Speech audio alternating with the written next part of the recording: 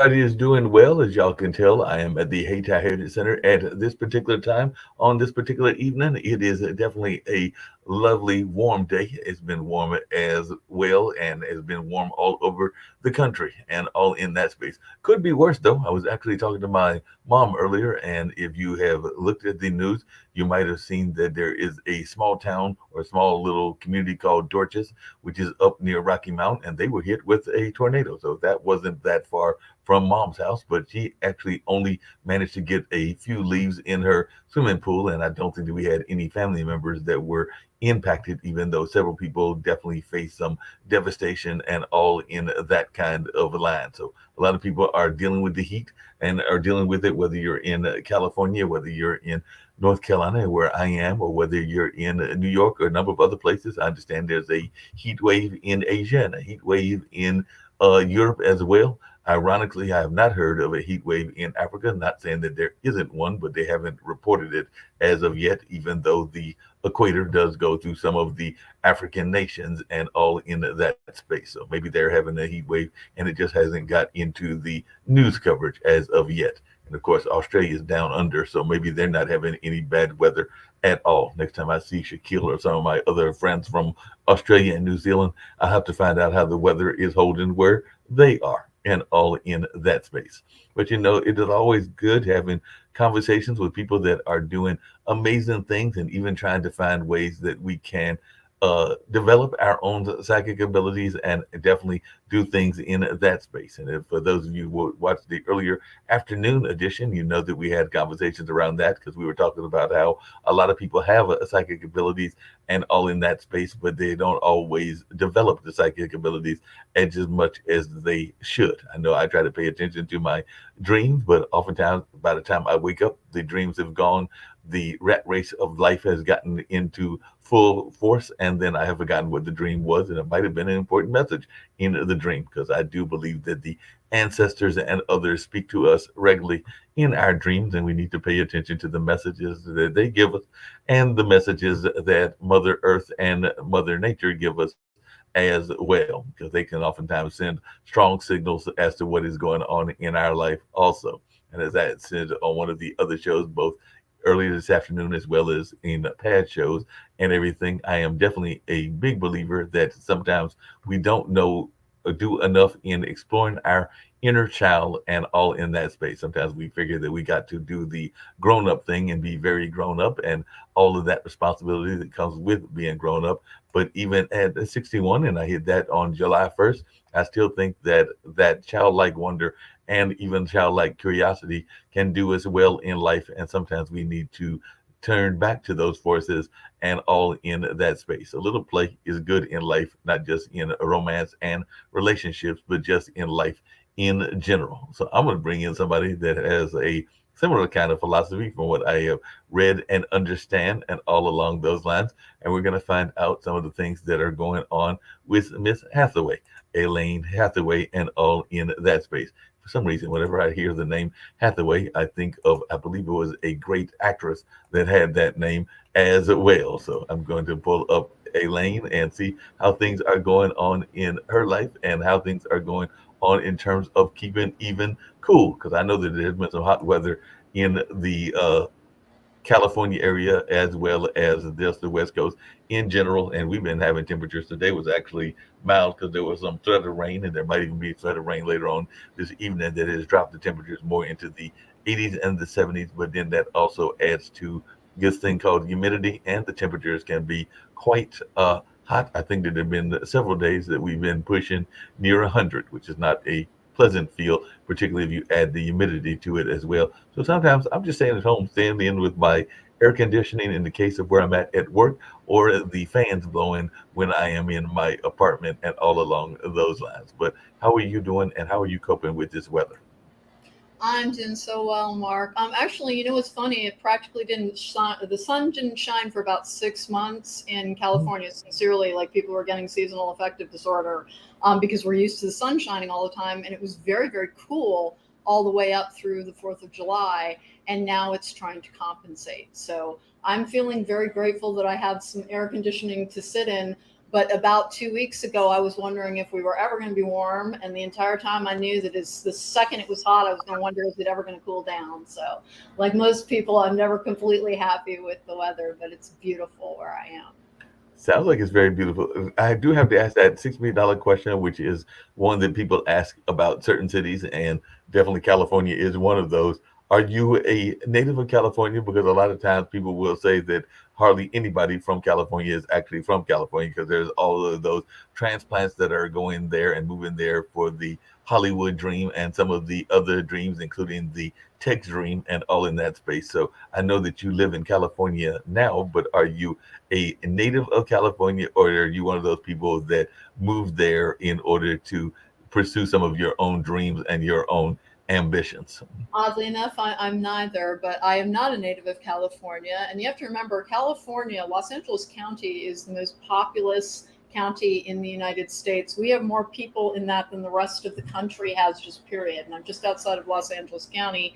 I'm from the East Coast. You're going to pick up a slight Southern twang in my voice because I was raised by two people from Appalachia. And then I also was briefly married a long time ago to somebody from Oklahoma. And so I've got a little bit of his stuff going on there. And I was in Colorado and Missouri and Pennsylvania and New Jersey. And I'm not from many places for very long. And I came out here for my ex husband's job about 7 years ago and love it. I think it's absolutely beautiful. And I understand why spirituality is something that people so easily reach for here. When you're surrounded by beauty all the time, it's you start to wonder what's behind it. So it's also part of the reason I stay here is that there are so many people who are trying to get in touch with mindfulness and their own journey and their life's purpose. No, that makes a lot of sense. As you were saying that, I was thinking about I have a cousin that is from this area. Well, actually, she lives in the Holliston when she's not traveling and everything, but she is very much into the native culture. Most of my brother, myself, and my mom and dad pretty much identify primarily with the African American culture. We don't dismiss other parts of our cultural lineage as well, including the Native American side and, of course, some of the European side as well. But I do have cousins that do a little bit of the opposite. They identify more with their native roots, or what some people might call First Nation roots, and all in that space. And they are very much into the spiritual aspect of that, and definitely are involved in a lot of that, whether it's the fancy dancing or other things that they do in that lane as they go on the powwow circuits. And the cousin that I'm thinking about, Verna, was married to a gentleman from the Apache tribe and all along those lines. So I was wondering, did any of your mindfulness and spirituality journey start developing further when you got married and were involved with the gentleman from Oklahoma? Because I do know that there are a lot of native No, roots and a lot of that.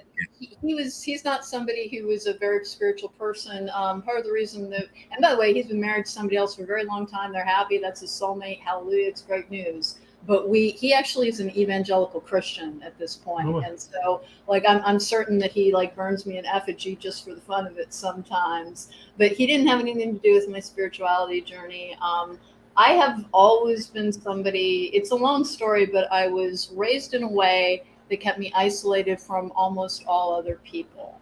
My mhm. parents split when I was very small, and I was like in the care of my alcoholic grandmother in a giant, empty 8 bedroom house. So it was me and books and TV, and we lived right next to the only African American church in the area. So I'd look out windows and I'd see all these stained glass windows.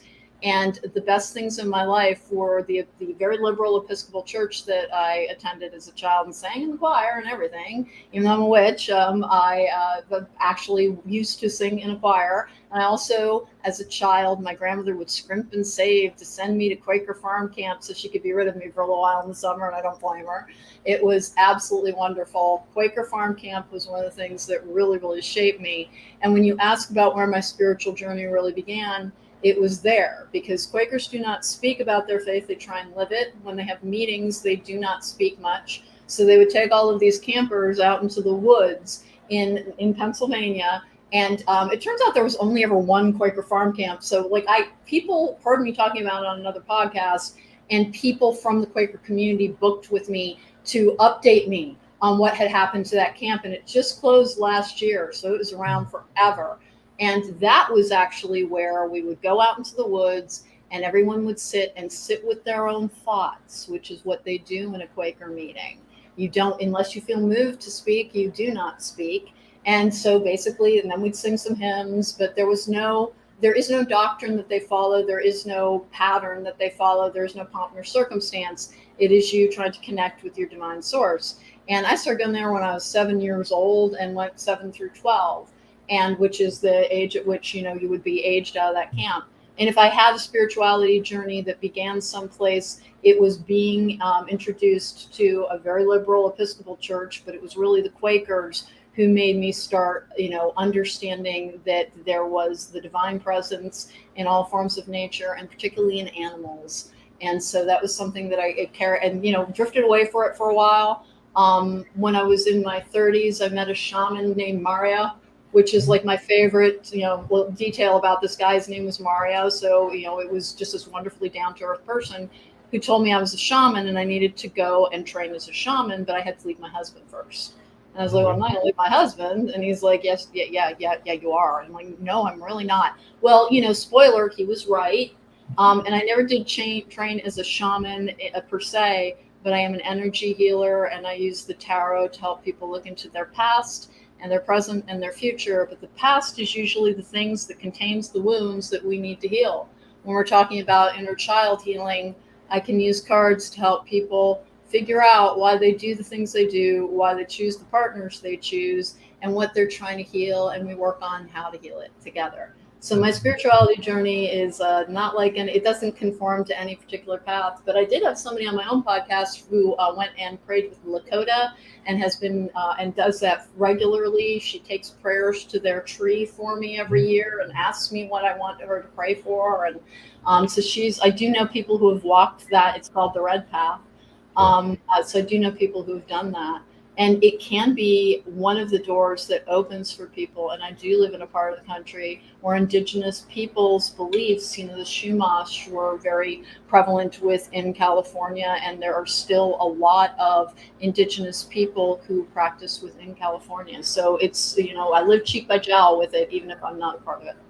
No, that makes a lot of sense. As you were speaking, a couple of things were crossing my mind. One was the fact that you mentioned your love or a love as a child of stained glass, and that is one of the things that people catch when they come here to the Hayti Heritage Center, because it is a converted Saint Episcopal AME church, and all in that space. So it's an AME church, and a number of the original stained glasses are here, including one of Mr. Duke, who requested that the stained glass be placed there. And some people say he has a more prominent view than even the angels and Jesus himself and everything, and that sometimes throws people off. But I personally think that the folks that were here at that time got a little bit of revenge or a little bit of payback, because they also put a Orishna symbol or a voodoo symbol on the steeple. So there's some very interesting back and forth dynamics that go on in this building, which has some very beautiful stained glass and some great acoustics. So if you ever get a chance or you ever visit Durham, I would definitely urge you to come to this particular venue, as well as some of the other things that exist, because it is known for its sound, but also known for the beauty of the stained glass and a couple of other features that exist within it. So I was just wondering, what are some of your favorite stained glass images that you recall from growing up? Because they're oftentimes very intricate paintings of the Bible story and things along those lines. So I didn't know if there were any favorites that you remember from that church when you were growing up. Now, I grew up next to a church, and then I attended a church. And in the church I attended, I loved the stained glass of St. Stephen, because it was St. Stephen's Episcopal Church. But this is an interesting little sidebar. Because I was very isolated, and I was put into a group of 10 kids in an academically talented program, and I was the one they picked on. So I was the one who was bullied. And so I spent a lot of time alone, which means that I didn't have a lot of social programming present in my life. I was always trying to withdraw from people. As a result, because I lived next to an African-American church, it was it never occurred to me that Jesus wasn't actually Black.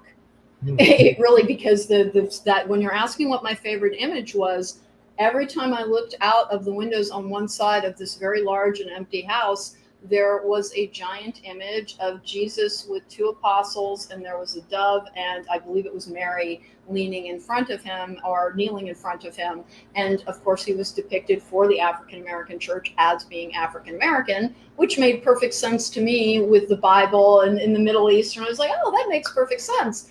And understood much later as a full grown person that they didn't know that that many people didn't go, oh wait, we have been depicting Jesus with very light skin for our own comfort, but Jesus of course did not have very light skin, and that is even in that much translated and thrown around book. No, it's interesting you say that because I was having a conversation not that long ago with a friend of mine, and we were actually talking about that because there are several of the great artists that, as I understand it, intentionally changed the painting of Jesus for exactly that reason. Because some of the early paintings did depict him as being of Mediterranean descent and other things. So I want to say it might have even been Michelangelo and Leonardo da Vinci and a number of others that were commissioned to basically paint them in a more Eurocentric and more palatable kind of a way. And I personally think that that still goes on in this day, Oh, unfortunately. oh, it And does. It absolutely does. It's not simply whitewashing. It's you see it in children's literature, and part of the reason we try and make sure that we have diverse dolls available to people is there's something called character identification in anything that starts to shape you. So people do actually like to see images of what they feel included by. And so that is part of the reason that, like, if there's the blonde haired, blue eyed Jesus of Catholicism that was throughout Europe and then into the United States, was influenced by the supposition that people would only truly feel like they were part of a flock if they recognized the complexion of the figure being depicted as being like their own. And no, it doesn't make a lot of sense when you break it down in step, but we react from these very, like, it's not part of the conscious mind for a lot of people. And so I'm assuming that's why they did it. But like I said, as a kid, and I lived in that house from 3 to 15, my idea of Jesus was actually of a person of color, right outside my window for many, many years. And that was how I approached that. And so maybe that's why I always felt like there was something watching over me, because I lived next to a towering church. They're the best neighbors, by the way. Best I neighbors believe. in the world. Hardly made any noise except for Sundays. Yep. And Sundays, I'm sure they made quite a bit of noise, depending on if they were holiness or not, A because we do joyful know that song some. type of way. Yeah.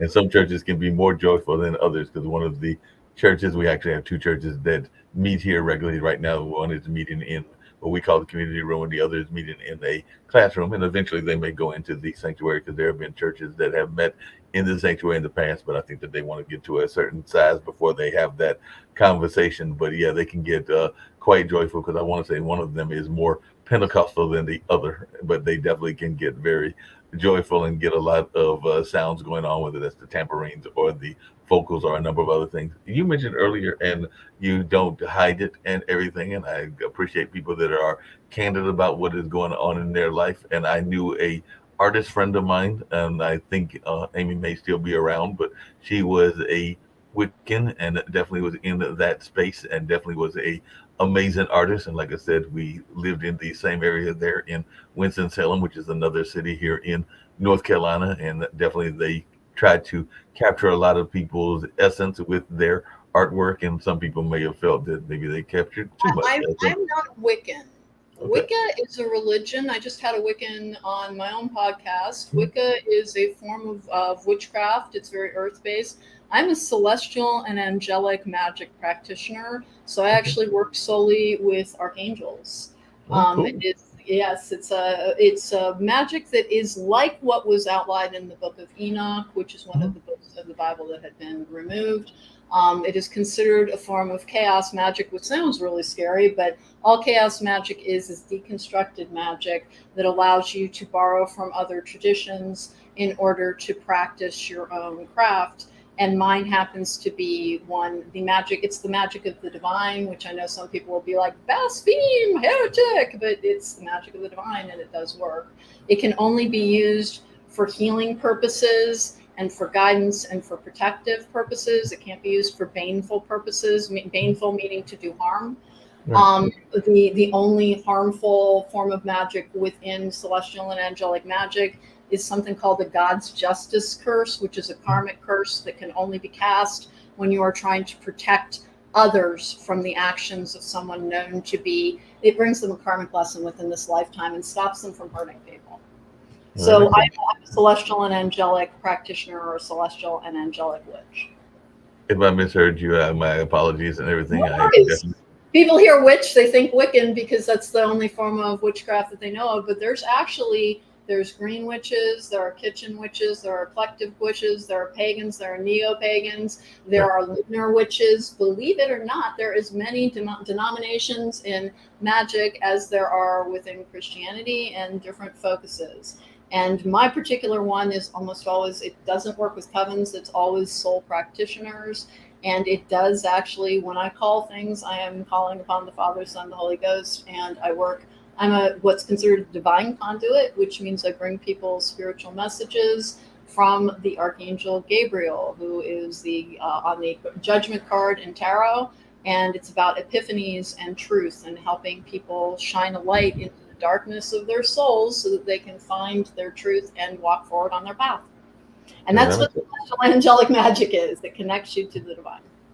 yeah, that makes a lot of sense. But I know that some of our folks that have founded this network have seen where they are misused, words that are misused, and all in that space. And I would argue, just like I just accidentally did this time, that witch and even magic are misused terms and all in that space. So when you are talking to folks that don't necessarily have the understanding of what you're talking about, how do you get them to understand that it is more beneficial than it is the kind of stereotype and the kind of mystical fears that people have around both uh, witch stuff as well as around magic in general? Because a lot of people still think of magic as Oh, either a a lot of childhood. people are frightened. They're frightened by the idea. Right. It's very simply, I told them exactly what I told you. What I invoke are the archangels Raphael, Uriel, Michael, and Gabriel, and also the archangel Metatron. And so I'm literally working with archangels, and no, nothing can masquerade as an archangel. And so when people are afraid of what I do, I tell them, I'm literally working with angels. This is celestial and angelic magic.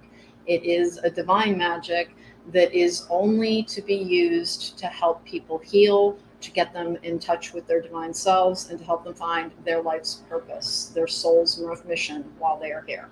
And like, can you also do money magic for it? Sure, but it has to be for a real need. It's not for greed and for anything about accumulation of wealth for purposes of any of the seven deadly sins. I can't serve any of those. The only vice related stuff I can ever do does have to do with the need to provide for physical comfort. And so I do and can do some money and prosperity magic. But for the most part, what I do is I help people align their chakras, release old pain. Chakra centers being seven energy points along your spinal column, that when you have them in flow, you're in touch with your own intuition. You had said that you think that people do have their own intuition. They do. One of the things one way that I'm going to teach your listeners how to differentiate between your intuition and your anxiety really quickly, because that's where people get caught up.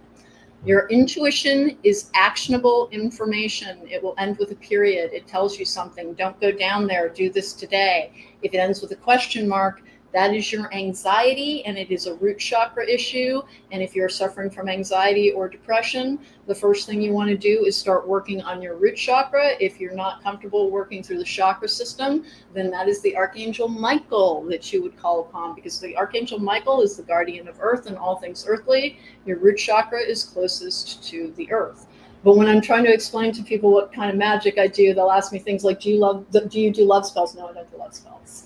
And no, I don't do revenge spells. And no, I don't do, like, you can get all that magic. I could do it. I just couldn't do it with the powers that I work with. I would have to step outside of my normal practice in order to do that type of magic. And then Honestly, I'm a little like I'm a chatty Cathy, so when people ask me a question, my gosh, do I ever thoroughly answer it? So it doesn't last long, that confusion. No, no problem. And along those same lines, I know that some people get have anxiety around something that you are also involved with because of certain images that come with it and everything. So I do know that there are a number of people that are hesitant about tarot because they have a misconception about what tarot is and want to see it as a non-religious tool or a non-spiritual tool, which I don't necessarily believe. And there are also people that are frustrated by tarot because there are certain cards within tarot that are very frightful, and people are afraid that that card may come up on one of their tarot readings. So I personally think that a lot of people stay away from tarot because of their own anxieties and fear of running across those cards as the tarots are coming out. And it is my understanding that even if that cards or those cards are revealed, it doesn't mean that that is the be all end all. There are things that you can do No, they all within those interrelate. messages. They all interrelate. So Right. every tarot card has a space meaning, but when you put down a tarot card spread, it basically becomes part of a sentence or part Right. of a structure that tells you about a point in time or about an influence. Like you're probably thinking of things like the death card. The death card is Right. rarely ever literal death. It Right. is new beginnings. It's actually one of the cards that can come out for birthdays. And when people, and I have had, like, I've been at parties reading, and I had one woman who was shaking and crying because they were like, go get a reading. And she's like, you don't tell me when I'm done. I'm like, I don't do that. Like, I don't do that. Right. But also, what I do is try and help people heal. And that is my favorite use of tarot. Tarot, like anything else, like any other tool, it's going to be kind of commanded by the energy of the person wielding it. And it can be a tool for good, or it can be a tool for upsetting people and manipulating them. And you have to be careful in this land and make sure that you really understand whether or not you can trust a reader. And like, if a reader's trying to like sell you a spell immediately out, oh, look, you have a curse, pay me $6,000, I'll take it off, get out. That person does not mean you well. Find Right. somebody who does, because there's a lot of really, really good and ethical tarot readers who are doing it to try and help people overcome their confusion and heal their pain and connect to the actual divine source. And I believe that all paths to the divine are valid, meaning that if somebody approaches the divine through the structure, the man made structure that is religion, because people treat faith and religion as being interchangeable concepts, and they are not. Faith is your connection to the divine. Religion is the structure that was made by men throughout the ages, usually to help control the population, that is an organized practice around that faith, but it is not faith itself. In fact, religions can be greatly misused to start wars and historically have been. But faith, real faith, is what people are searching for when they're trying to make a connection to the divine. And so No, you and asked me along how I explained it to people, and that's part of the way I explain it to people. no, and along those same lines, I'm glad you brought that up because I brought it up on a couple of the past shows that I've had and everything. Um, Many years ago, it might have been almost a decade ago, my dad, who lives in Durham and is an artist in his own right and everything, invited me and my brother to come and watch a documentary. It was actually a documentary about faith and religion. And if I want to say it was a famous anchor, it might have been Peter Jennings or Ted Koppel that was doing the documentary and all in that space. But the gist of the documentary was what you kind of alluded to, which is that most religions have the basic core beliefs that are very similar, which is, respect your parents, love Mother Nature, do no harm to others, and a bunch of other very basic core principles. But it is the extremes of those principles and the personalities is where we get caught up in the differentiations and all in that space. Like I know that I get frustrated when I hear certain religious people, including some of our Christian brothers and sisters, and it's not just the Christians, it's others face it well that believe that it is their way or the highway. And I've had the pleasure of interviewing now, I think, two people that have gone on the other side and the way that they describe the other side. And like I said, I'm not rushing to get to the other side to see if they are right or wrong, but the way that they described it is that they saw another side or a heaven view that was filled of people of multiple faith, and they were almost describing it like different apartments or different parts of heaven, but they were all there together living in a living space, whatever that spirit realm was, because they might not have been in physical form and all along those lines. But I was just wondering your take about that, because I do think that sometimes we get too caught up in one, the personality of the church, and two, this my way or the highway kind of attitude that many churches and many religions kind of put out there. And I don't know that answer because I haven't had that conversation with God in that sense. But in my own personal beliefs, I feel that that is short sighted. But I don't know what your thoughts about that are. Well, here's the thing. I'm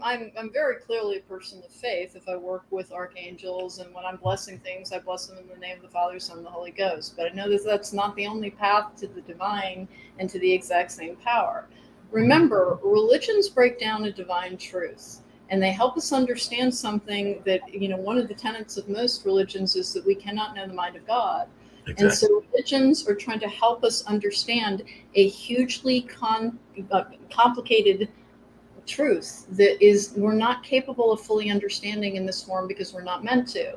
But if you want to get closer to the idea of the divine, look to the central figures of each religion and what they taught and leave it there. So whether it's Allah or Buddha or Christ, look at what their lessons were, not what the Apostle Paul wrote about them, because most of those things are about subjugating the population in general and women in particular. And if we want to make it an argument of who's right or who's wrong, we've lost the point of what a connection to the divine is supposed to be. When people talk about being saved by Jesus Christ, it is not that they become members of a Christian religion. It is that Jesus Christ's teachings, if you follow them, if you become the person he told you to be, you will in fact be saved because you will be connected to your higher self. It has nothing to do with the religion. And when they talk about going forth and spreading the word, please remember that this is a book that was printed at a time when it was very rare to own books. You are meant to go forth and live the word, not to beat each other over the head with it. And every single major religion tells us to love one another, to stop Right. making it about being like right or wrong. And the moment that you start judging somebody as being unworthy because they're outside of your belief system, you're outside of your faith and the way that you have been guided by the central figure of your religion. And so I'm pretty passionate about this because here's the thing. I got lucky. I grew up in a really true church that made it on Sundays. We would go and visit other religions and other churches to see how they practiced. And I was literally taught, no, that we're all right. We're all trying to get to the same source. It has only been within my lifetime that this divisiveness, this need to identify ourselves by an external force and an external power structure, that has made us arm wrestle so much over it. And if you look back throughout the course of history, particularly in the history of England, whether it's Protestant beliefs or Catholicism, have been used to wrangle power back and forth. Please differentiate between religion and faith and go by the faith-based teachings of your central figure, and you will be embodying what they ask you to. If you begin judging one another, you are immediately outside the central teachings of that particular figure, whether it is Allah, whether it is Buddha, whether it is you genuinely are beyond it when we begin saying, you are not worthy, but I am because I have this book. No, I Pretty definitely agree. I easy. definitely agree with you on that and everything. Because one of the things I was thinking about as you were saying that It's is in that your some heart. of the It's things, in your heart. It's not in a book. It's in your heart. The yeah, divine is in your heart and in your soul. And the way that we have understood it has been through these books, but these books have been used as control factors for people for a long time. And I am really passionate about it because I meet people who are absolutely wonderful human beings, but they have been taught to exclude others because if you don't do this the way that I do it, then you're not saved.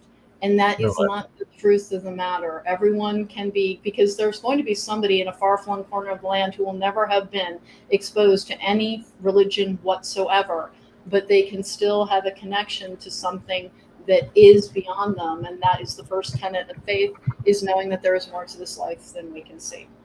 no, I definitely agree with you on that and everything. There's no doubt about that. And as you were saying that, I was thinking about how some of the things that we make judgments about weren't even around at the time of the Bible. If they were around, they weren't being judged as much and everything. That is why I think that certain churches do themselves a disservice by making judgments about things that they may not even understand. Because I'm not going to judge a person's orientation or their lifestyle choices or things of that nature. But I do think that some people make it a habit of doing that when some of those things weren't even around during the time of the Bible, and they are making judgments based on some things that they are perceiving and everything along those lines. You mentioned marriage, and I did. A lot of people forget that within some of the religious books, it was more about the contract than the love and all in that space. And that is something that isn't explored enough because I do know that it was in a lot of ways a contractual decision and not a romantic decision. Oh, it's only been within recent history that we approach love from a romantic standpoint. Historically, it really was about alliances and making yourself safe in an unsafe world. And when it comes to any religious book, please remember every single one of the religions is dealing with a translation of a translation of a translation of a translation. Exactly. Honest to goodness, live your life as you would wish to be treated by others, and you're not going to go too far wrong. And are there people who are going to say, well, I'm damned to hot places because of what I just said? Of course they are going to say that. Does it make it true? No, it's just what they believe. And here's the thing, I've known too many people from too many different belief systems to think that any one group has the right answer, except that we are our best when we connect with our higher self, which chooses to be kind, which chooses to be loving, which chooses to be giving, and which chooses to take our love and try to heal one another and connect one another. Religion is never meant to divide one another, and it is being used for that. And that is because power structures, and they're very powerful structures, are power corrupts. They're more interested in amassing followers and dollars and controlling people because that is genuinely what power structures do. It's not, there's some wonderful people involved in all of the faiths and all of the religions. Please don't think I'm making a blanket statement like religion bad. No, but here's the Mm. thing, is what you do with it. And if you want to do what you are meant to be doing with it, look to the teachings of the central figures. And No, we've gone so far afield of what many of them are meant to be, because it's meant to unite us and never to divide us. no, I definitely agree with you on that and everything. The actress that I was trying to remember was actually Anne Hathaway and Catherine Hathaway. So I was going like I wondered earlier when we came on if you were related to either one of them, since I I'm, think both of I'm them not are. I'm not, but I get the question about Anne Hathaway quite a bit because I look vaguely like her. We have the same kind of coloring. Hathaway is actually my married name, and I just Gotcha. didn't change it back because, frankly, oh my God, the paperwork. And so Oh, yeah. I kept it because it gives me a ton of A's in my names. It's easy for people to remember, and I have no connection to my maiden name from a bazillion years ago, from my standpoint. And it really doesn't, I don't think that we're defined by labels in the way that we think we are. And I like the flow of it, so I just kept it. And it's semi common. But yeah, people ask me all the time, are you related to Anne Hathaway? No, not related to Anne Hathaway. I'm actually not really related to Hathaways, but that's my current last name and probably going to be mine for the rest of my life. Yeah, it sounds like it. Sounds like a positive attitude to have about the name and all along those lines. You had mentioned earlier, and I know that there are folks even to this day. So, how do you turn down when people are asking you that? Because I do know that as you get older, and even some of the young folks probably come to you and are constantly asking, particularly as many folks are struggling in romance, struggling in love and life. And definitely, we know the divorce rate has been high. You just mentioned that you are part of that as well. But I'm sure that as a healer, you oftentimes get people that are wanting you to find them that significant other or to conjure up that love spell and everything. So how do you turn them down? And do you think that love spells are even realistic? And can they work, or that's just a flight of fancy? Love spells can work, but I want you to really think this one through. Well, Any if why would you try and persuade somebody to love you if they don't naturally?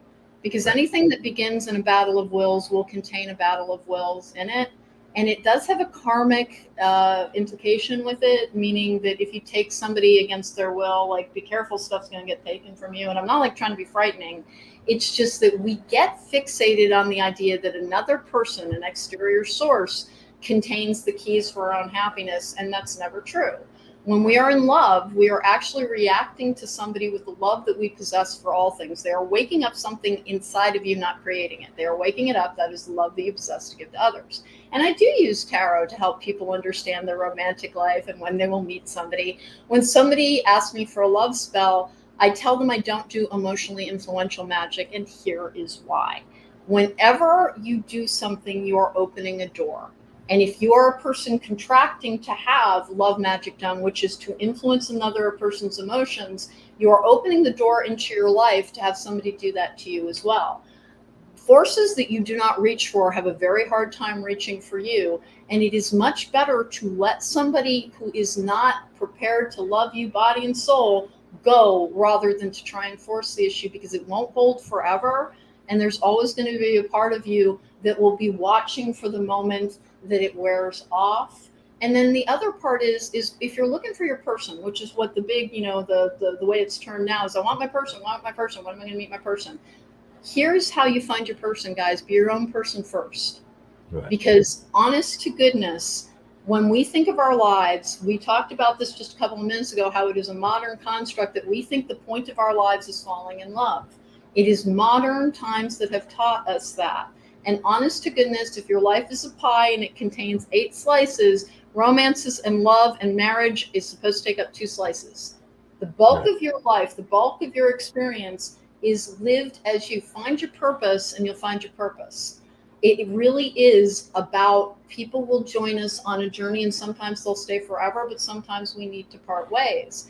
And if we become more comfortable with the idea of not being defined by whether or not an exterior source loves us, which is a romantic partner, or how we are viewed by society when we have a romantic partner, if you can begin to understand that part of the reason that, because women, we come from a disparate place, by the way, guys, men and women are not taught the same things about love. Men do not value it at the same level. I'm not trying to be completely gendered, but we're still working through that as a society. And women really get their identity caught up in it, because in a patriarchal society, we were taught that the only way to truly have power was to have a male partner. And we don't really need one, and you don't want to keep the ones who are there against their will anyway. So start by connecting yourself to your divine force so that you can heal your own heart, so that you won't be looking to the love of another person to add balm to the wounds of your soul, which is what people are doing. So when you do find love, it will be so much better, because it won't be need based. It will be real love, and real love does exist. Everything I just said can make me sound like I'm the anti-Hallmark doll. I'm not. Real love is there. Soulmates No, exist. no, no, it Romance definitely, is real. But it it definitely sounds needs like to. you're being very realistic, and soulmates do exist. I do oftentimes hear people talking. I'd love to hear your thoughts about this as well, about karma and how karma can be something that can bite you in the back and everything. Because I do know some folks, including myself, that have been in relationships, and you feel that sometimes if they didn't end as well as you would like, or there were things that were gone into with a misunderstanding or a wrong nature, that karmic payback can be a real I'll use that B word to some degree, and all in that space. But I was just wondering your take on karma and the nature of karmic payback. Okay, so what you need to understand is karma is not rewards nor punishment. Mhm. Karma is about the lessons that you need to learn to become the Right. very best version of yourself that you can be. So sometimes you will have karmic, they're called karmic partners, to try Right. and help teach you a lesson about what you're trying to heal within yourself. And in my case, I was married to someone, and it was a very toxic relationship for the last 10 years or so of it. I was afraid to leave because I'd had my identity way too wrapped up in it. And I did leave because I, just couldn't be treated badly any longer. So what was the lesson in that? To not accept love that was not worthy of me. To not stay with somebody out of a need-based place, but rather because we would empower each other. The idea of karma within relationships is nothing's ever punishing you, but something's always trying to teach you. So if you need to learn a lesson about perhaps generosity, and you have a lot of loss brought to you, it is because that you need to experience deprivation to have empathy with it. Karma teaches us a lot of empathy, but nothing's up there like sending down lightning bolts to be like, you must be punished. Even the karmic justice curse that I was talking about, all it does is bring that person's lessons over and over again about how that particular individual valued money over people over and over again. And so whatever I don't get to dictate that lesson. I just, designed the curse and was like, keep him from hurting anybody and probably bring him all those lessons and I'm out. And that's what karma is. Karma is something trying to teach you a lesson to illustrate either the wrongness of the path that you are on, or that you need to take a greater perspective in order to achieve something called ego death. Because a lot of our karma is here to help us challenge our ego. And there's nothing wrong with your personality and your ego, but to achieve your higher self, to be in alignment with your higher self, which is the best spiritual being you can be while you are here, you have to be able to see from a greater perspective as well. Most of the bad relationships people are in, by the time they're on the other side of it, they're like, I don't even know I was there. I don't know what I saw in the person in the first place, because you No, were well, there's a couple locked. things you just said in that lane that had me thinking. One is that oftentimes, if you're in a bad relationship, sometimes your friends afterwards will tell you that they knew it was not going to be good in the first place, and sometimes you go and counter them at that point and ask them why they didn't tell you that during the relationship. And the general refrain is that I didn't tell you because you wanted to believe me because you were too much enthralled, and I didn't think that you would respond well to what I was trying to tell you. So I do hear that, but as one that has been in those situations, I wish that they would give me the opportunity to make that judgment for myself by revealing what they felt were the bad qualities or the detrimental qualities that they might have seen from their past relationships and all along those lines. So I don't know if you have any thoughts about that. But before you get to that, the other thing that I was curious about is there is some people that believe definitely, and I don't know what your own beliefs are in reincarnation. There are some people that say that you learn these lessons oftentimes multiple times, and sometimes we learn them so many times that we keep repeating the same mistake over and everything. I know that there's that thing about insanity, and the definition of insanity is doing the same thing over and over again. So I wonder if that is also the definition of spiritual insanity, if you are doing the same thing over and over again, life after life, if you believe in reincarnation and all in that space. I'm not saying everybody I does. do believe in reincarnation, except that it's a little bit interesting because it means that you have energy within you that belonged to that prior lifetime. The way we think of time as being linear is not like, this is not a woo woo thing. This is an MIT science thing. We don't understand the structure of time. So Right. please understand that part. When we talk about past lives, you likely have had past lives, and we do return to this life form over and over again as we try to ascend that spiritual evolution staircase. The honest to goodness, the thing is that people become very interested in their past lives, and I do a form of past life regression reading, and it always focuses on the things you're still trying to heal. Right. We are trying to make peace with being a divine soul in these very complicated bipedal bodies. That, if you notice humanity, we have this very small problem where we get to a certain level of advanced technology and we tend to destroy ourselves. It Hmm. happens over and over and over again. If you study any form of ancient history, it's like, what happened at the end of the Bronze Age? Well, there was either a plague or they killed each other. We're not really sure. Like, honest to goodness, we have had a lot of technological advancement. If you look at the architecture that still stands from things like the Roman times, we have not invented advancement. We simply are courting our next turning of, like, are we going to continue to advance and evolve, or are we going to self-destruct, as is what usually happens to the human condition. And here's the thing, it is actually something that you can lean into and learn whether or not you believe in the idea of past lives. Is that you will feel happier, you will feel more peaceful, you will feel more connected if you learn to balance between your earthly self and your divine self. And your divine self is part of what brings you those karmic lessons. One that I just went through is, like having to learn to rely on myself and learning to be independent, learning to have my own voice, to be somebody who does contradict or does challenge or does say, like, hey, let's not conform, these structures aren't working for us any longer. So you will have situations, that isolated childhood that I was talking about is the part that formed that in me.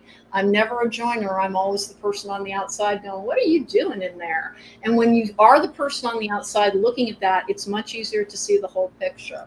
And everybody can do that in their own lives with their own soul, is to start wondering in this, maybe you're having arguments with a relative, step outside of yourself for a moment. Don't make it about your feelings. What's going on in their life? What went into their nurturing experience? What made them? What could be explaining what they're doing that isn't about you? And that is part of the whole concept of ego death in a spiritual journey. And when you achieve ego death and you achieve spiritual alignment, then you are supposed to transcend this physical form, having learned the lessons that you need to. And that is when we talk about heaven or any of the other religious beliefs, it is about going towards the light source when you join with your collective again. And part of past lives may be, in fact, that you are able to access collective information about those lifetimes because it pertains to your path and to the lessons that you are trying to learn as the unique divine soul that you are. Because we are all unique, and we can do things in predictable patterns, but we all come here with our own soul purpose. And if we try to make it about falling in love with another person, it usually doesn't work out. But if you try to make it about understanding yourself, you're very likely to have love in your life because you won't accept any poor substitutes because you're looking for another part of yourself. Find your whole self, and then you will find your real love. Yeah, that makes sense, and I think that's even what the folks that in the more Christian kind of aspect talk about when they're talking about the equally yoked kind of aspect of everything. Because I do hear that a lot of Christians use that term, and I think that that is partially what they mean is that you have to be a whole self in your journey and everything before you can get that partner that is equal to you. Is kind of what you are alluding to. How important do you think it is to have a connection? I alluded to it here. There have definitely been several that have moved on, not just in my own family, but also in my friend circle as well. So I personally think that the ancestors are regularly talking to us and regularly communicating with us, whether that is through dreams or whether that is through even motion, because sometimes they might even be uh, here on this planet in one form or fashion or another. Because I know that even in this building, nobody that has worked here, and this is a old building that is over 100 and so years old. I think it was built in like 1865, and I don't know anybody that has not heard dancers or dance steps or footsteps or a number of other things at times that the building is plainly empty and all in that space. So I do think that the ancestors are regularly communicating, whether it is benign communication like that or whether it is more direct communications through the dreams. But I just wanted your take on the importance of the ancestors and having a connection to the ancestors. Please understand that when we talk about karma, let's go back and revisit indigenous people for a little bit, Mhm. because, like, particularly white people, we've got a terrible habit of taking indigenous people's lands and Mhm. not and doing terrible things to them, like attempting genocide, because that's a darn thing that we did. Eek, we shouldn't have done it. We should probably make up for it. But one of the things that carries forward is the magic that was cast by the indigenous people, not to curse us, but to help us learn to be better. Right. So when you're talking about your ancestors, here's a weird way to think of it that might help people understand how you're connected to your ancestors. Think of your favorite dog breed. Is it a Scottish Terrier? Just say it's a Scottish Terrier for the moment. Every Scottish Terrier has an urge to go into holes after, because it has genetic memory. It has genetic memory of going after badgers, of being taught to hunt ground vermin. And think about golden retrievers, and they know to leap into water. We carry within us a genetic memory. We are living out an energy signature over the course of time. What came before you informs where you go unless you break that pattern.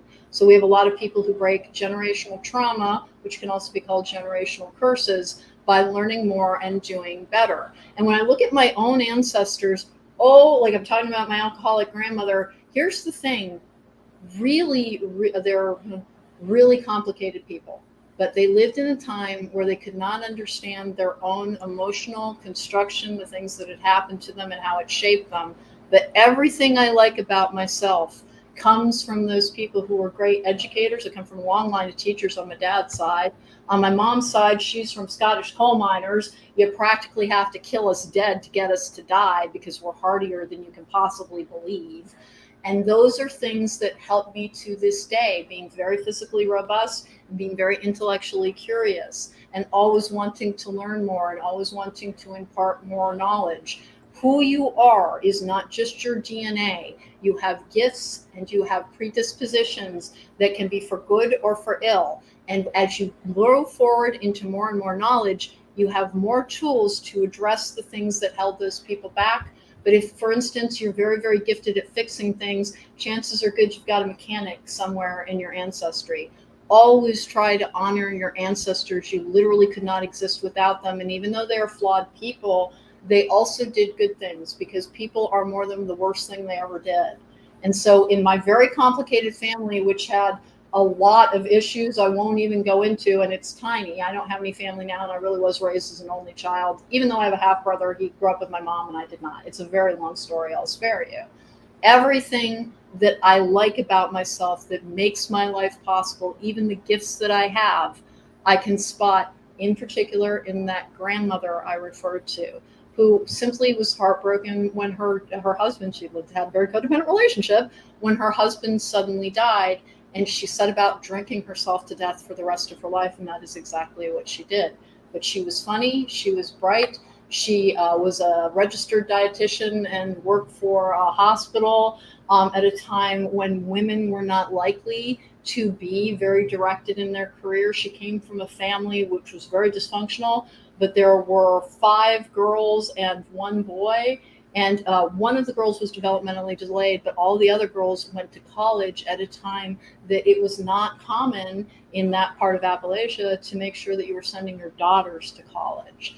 And so I come from a long line of people who also believed in equality and in strong women and in the power of your own mind to overcome your circumstances. So I can look at them and be like, oh my gosh, what a dysfunctional wreck y'all were. Or I can say, thank you for the gifts that you gave me. And I can recognize the ways that they were dysfunctional, but they were a product of their time.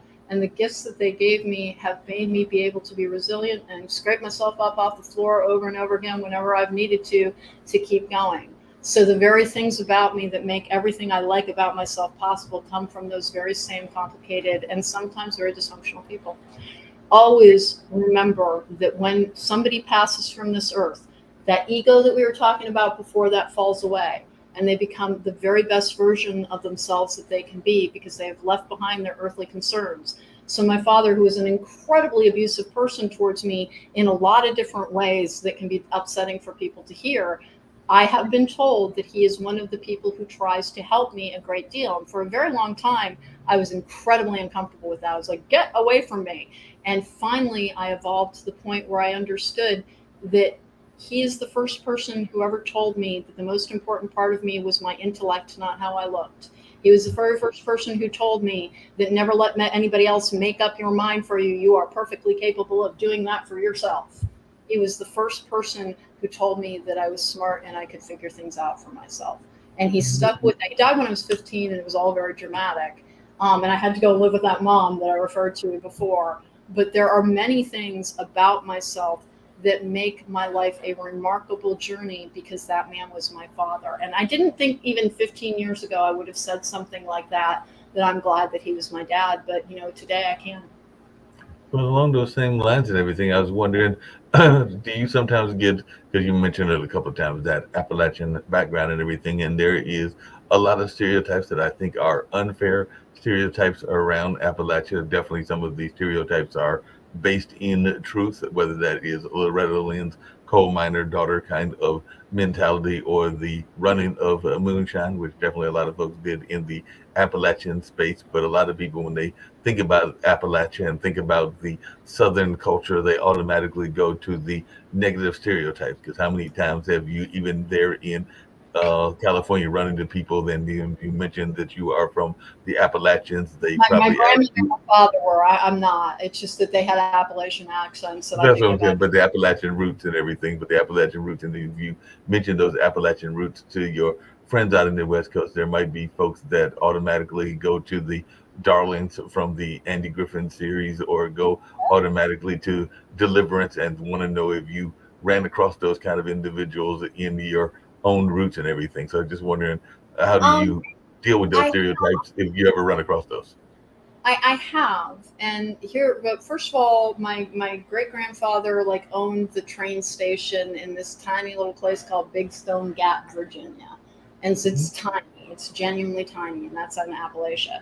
And whenever people bring up the like, oh, or did you marry your cousins? It's like, first of all, my grandfather taught at a prep school there, so they were the educators, and but they were very, there are so many things. Again, we are more than the worst thing. There is a Right. connection, there is an ability to get by with less, there is a celebration of whatever bounty is available, there is a love of natural beauty and to respect in the Appalachian Mountains for magic. I practice celestial and angelic magic that incorporates folk magic into it, and so there's folk magic that comes from that area as well. They were deeply connected with nature and with one another. And of course, if you want to stereotype any area, you can. And there's desperate poverty in Appalachia. And it has been a generational poverty. And people who think less of people who have come from area, because I lived in Missouri for a 4 year period as well, and I saw poverty there I didn't even know existed in the United States. But they have a stronger sense of community. They have a stronger sense of their own place within the world. Maybe they've been farmers forever and they believe in that being noble work because it has been noble throughout the generations. People can make these, you're first of all, I don't think anybody would ever like think that I'm the banjo player. I open my mouth and 800 words come out, and most people haven't heard about four of them. So it genuinely has not been something I've encountered. But when I talk about where my grandfather and my grandmother and my father were from, they can wonder that, like, were your people Hicks? And it's like, if they were Hicks or if they weren't, they were kind, they were well educated. One of the reasons that, like, when we're talking about my ancestors in that train station, my great grandfather shut down his train station rather than allow convict labor to be unloaded there because he felt it was wrong to force prisoners to work. And And I so think, that informed me more than, and do I know how to, like, when I don't eat meat any longer, I haven't in a long time, but I used to make the world's best fried chicken, and that came from my southern lineage as well. so I hear what you're saying, because actually a dear friend of mine who actually moved here partially to be with her now husband and to raise the two kids that they have is Risa Palmer. And Risa Palmer actually did a lot of songs about the country music and making sure that people understand that country music has some root even in the African American culture, because she actually does a album that is part of what she is involved with, and has a series called Color Me Country, which is definitely dealing with a lot of the fact that folks oftentimes don't think of the African American aspect of country music, even though the banjo literally came out, and you just mentioned the banjo, out of one of the African nations and all in that space. So definitely that is sometimes how we have to break the stereotypes that exist and all in that space and all in that kind of way. When it comes to Appalachian folk magic and Appalachian folk lore and everything, is there any sort of folklore that you, or folk magic that you even put into your own magic that you do and everything? Because I do know that there are several rituals and all, and folk magic can be quite interesting.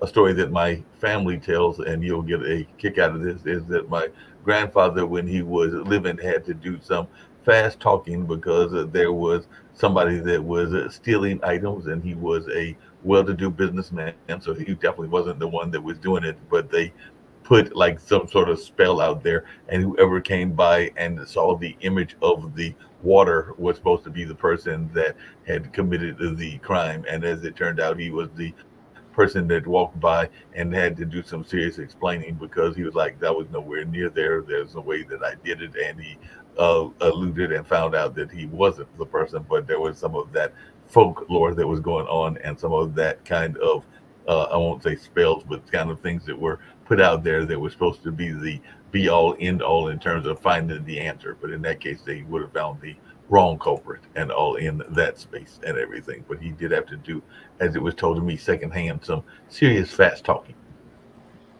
Here's the thing. One of the things about Appalachian, like I think the person that like people are going to be able to illustrate the point actually comes from, I believe, the Smoky Mountains. But Right. Dolly Parton, who grew up just incredibly poor and is in one of the best souls that walks the earth now and loves everybody. In Yep. Appalachia, people have a tendency to respect someone's humanity because nobody had much. It was never conveyed simply through wealth. And when it comes to folk magic, one of the things in folk magic, I incorporate a lot of spices. I incorporate Mhm. some candle magic. I do petitions that are based in folk magic as well when I'm doing candle magic. Because celestial and angelic magic is a very interesting modality because it does acts that you basically take the rituals from other because that's why it's chaos magic from other belief systems and adapt it to celestial and angelic practices for the purposes of healing and for guidance. So I use it all the time. When I just did, and it's on my Instagram. My Instagram is private. People have to be approved for it because on Instagram they have a tendency to clone the tarot card readers, and so people approach you in the DMs and be like, "I'm trying to sell you a reading," and they're pretending to be the tarot card reader. But I put the spells up, and I just did one to try and help unite a family, and it incorporated stones from a faith house and salt and earth from a faith house as well, rosemary, lavender, juniper to clear. These are all practices within folk magic. What you're talking about is like there's hot foot spells. There are all kinds of different to get rid of somebody, to bend someone's mind. You can have a come see me spell. There's one called a bend over spell as well to try and dominate somebody. Folk magic is very flexible and it is the people's magic. That's why it's folk. It's the magic of folk. And it can utilize just the things that are within your own home because it comes from practices where people have very little and is highly adaptable. When we talk about magic, it is the focus of your energy through these tools to amplify it. And certain things will aid that energy more. One of the people I was talking to on my own podcast was we were trying to figure out what was the best way to say this. And it really is that magic does work because it is an energy vibration that you are trying to send forth to shape the energy around you. But you have to know what you're doing to do it well. And in folk magic, they were always trying to accomplish healing first. People are so afraid of witchcraft and things like poppets, which we think of them as being voodoo dolls. Voodoo is a religion, by the way. So Mhm. voodoo is a religion, but poppets were actually made by healers to begin with to try and perform what is called sympathetic magic. And I talked about not doing baneful magic, Baneful, baneful. Sympathetic magic is what folk magic is used for best, for prosperity, for healing, for helping to increase a feeling of love or a connection to your ancestors. Please, when people are trying to figure out what should I go towards if I'm trying to discover a more magical side, look to your ancestors first. Look to the regional area. You may be called to something like an indigenous person's practice because we have been different people at different times. It's not just in the line of the blood, it's the line of the energy. So you may have an affinity with something outside of your genetic ancestry, but look first to your genetic ancestry and what the folk magic or the practices, the folk practices were of the people of the region that you're from, and you will have a natural energetic affinity for that. And you may branch out from it after that, but try to remember if you wouldn't want it done to you, please don't do it to somebody else. And it's very unlikely that you'll have something go very, very wrong. People All right. reach for magic for manipulative reasons sometimes, and they don't get very good results because magic works best when it is done in the service of your highest good. No, I definitely agree with that and everything. I'm Gary to wind down shortly and everything. But one of the things I was going to find out about you and to hear your thoughts about this and all is a lot of people also don't understand the importance of folk cures because I know that we just are now slowly getting out of the pandemic, and I've heard a lot of people that found some cures, whether that was crystals or whether that was plants, because I definitely know that there are some plants that I have found even here in the South that can have some very rich, curable, well, not curable, but medicinal purposes and all in that kind of line. So I just wondered how much of that have you been doing in your own work and in your own practices and everything? Because I don't do enough collecting of it, but I do believe in the power of folk medicine and definitely some of the medicinal things that can exist in the plant life. And I think that too often we get caught up in the we're talking about like that we get caught up in the personality of religion. We also sometimes get caught up in the personality of doctors and some of the medicines that are the more synthetic type of medicines, when there might be some medicines that actually exist even within our own plant life and animal life. And I am a big believer. Some friends say that I am a empath with animals and all in that space, but I definitely have a love of not just the pets. I don't have any pets of my own at this particular moment, but I definitely enjoy seeing the cats and the dogs of friends and acquaintances when I am out and about, and I definitely even enjoy seeing the rabbits and every other animal out there. But I was just wondering your thoughts about the notion of folk plants and folk medicine in that sense, and also the notion of being connected to animal and wildlife in general. Well, first of all, one of the things we have to accept is that more than one thing can be true at once, and usually is. So, modern medicine is a great gift, and antibiotics have saved so many lives. We live in the modern age where psychiatric medicines can make a previously torturous condition livable. Right. So, you can have that and recognize the validity of it. But please understand, for the great span of time before we had modern medicine scans, people still received healing. There is validity to both. There is also the idea that part of the reason that people knew to use specific herbs and for healing and spices and things was because they were guided by their own intuition, their connection to a collective knowledge. When you talk about being very connected to animals, I absolutely believe that. We remember animals are not a lesser form of life, they're a different form of life. They have Right. very sophisticated sensors with them. A dog's nose is one of the most sophisticated smelling things. It can practically take you through time because a dog can sniff an area and know that a different dog has been there 2 weeks prior and whether or not they were healthy. So their little noses are diagnostic tools. If you try and be in flow with all living things and understanding that even if a form of life does not look exactly like a human life, there is still validity to it. I go every single day that I can, and I was there this morning to connect to trees. I go to a botanic garden, and I found a private little area where I can sit by some oak trees and a stream, and that's where I ground, I center, I call in my what I call the what people would call the corners. I call in the archangels and I call in the directions, and that's where I go to protect myself from other people's energies on days that I read, because I need to be shielded from their energies so I can look into their world without getting whatever spirit attachments or whatever things, energies they might be struggling on me. When you talk about being very connected to animals, animals are, they don't question whether or not they can sense things. We do. The reason that you feel more connected to animals is that you are also trying to sense something outside of your own consciousness. And trees, in particular, have a society. They communicate with each other through their roots. Do they communicate with each other like human beings? Hey, what's up, pal? No, they're not human beings, they're trees. But they can communicate fire, they can communicate drought, they can try and heal one another.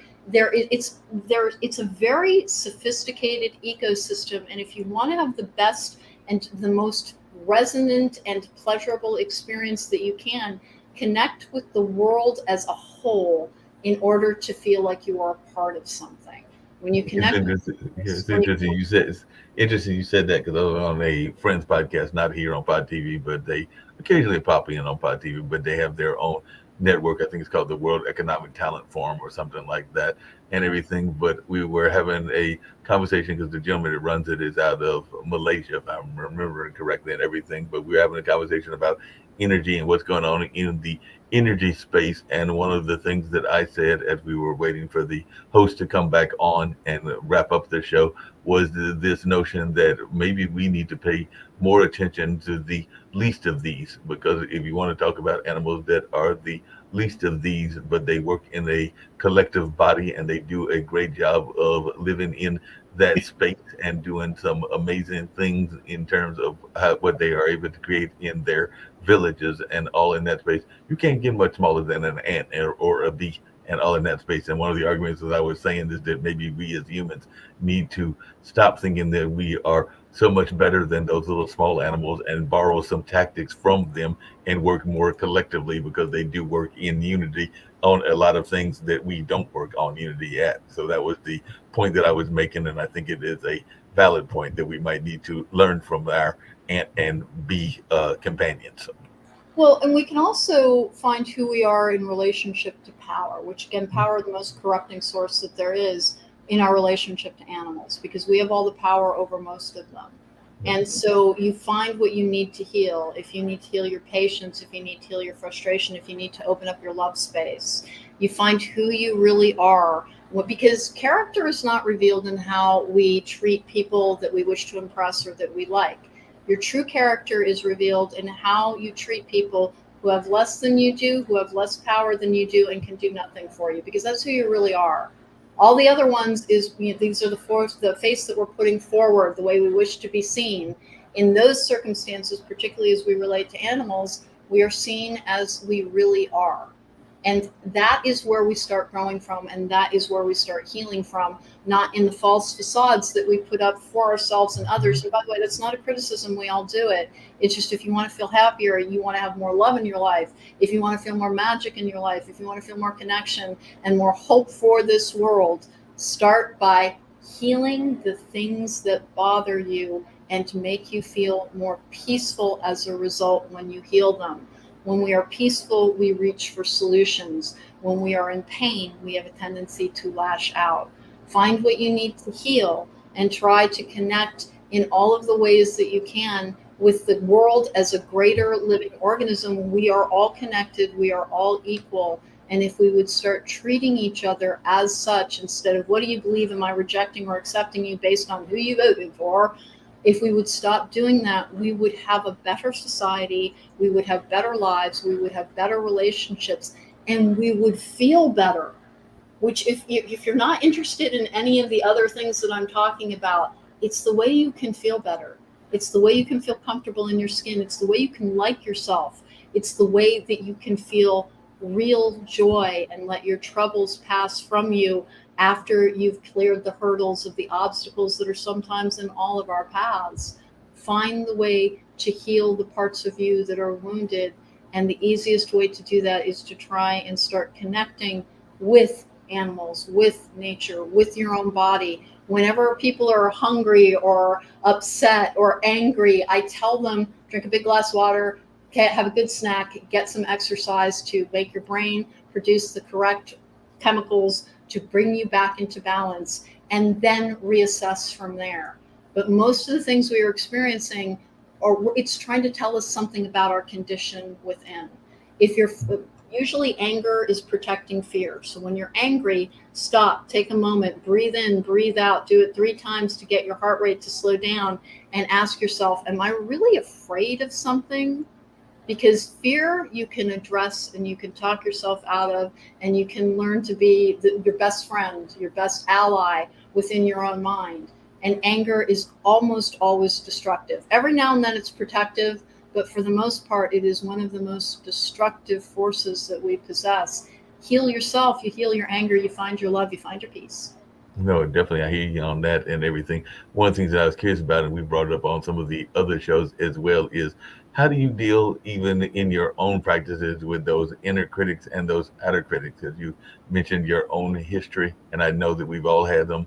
I know I've dealt with it as well, but how do you get past those uh, inner voices that sometimes will tell you that you are not good enough or that you are not going to be successful? I'm sure that even in your own business aspect of the wellness space that there are times that you are frustrated and want to do better than is actually going at this particular moment. So how do you deal with those inner and outer critics? Because sometimes those outer critics, our friends and acquaintances, can constantly be chirping in our ear, just like we can be constantly arguing with ourselves. I have a method for that, and it's one that I teach my clients all the time. And it is that the voice that you hear in your head is not your voice. It is the voice that was part of your nurturing experience. It is the programmed response to yourself, usually by people who were trying to sometimes help you, but sometimes control you. And you need to start hearing your own voice say positive things. And affirmations can be a little bit empty. I am good. I am kind. I am working on myself. I am proud of the efforts that I've made. Use voice memo.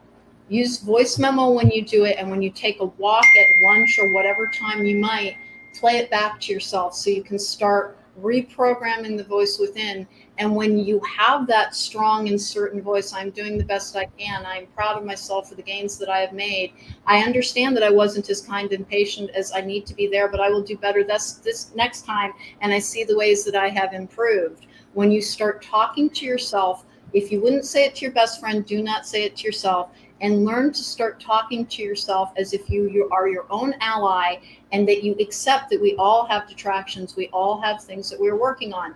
And when you do that, you no longer care what other people think about you because you are secure in yourself. So address that inner dialogue first, the wounded inner child or the inner critic that we all have, to be on your team, to be your best ally versus your biggest detractor.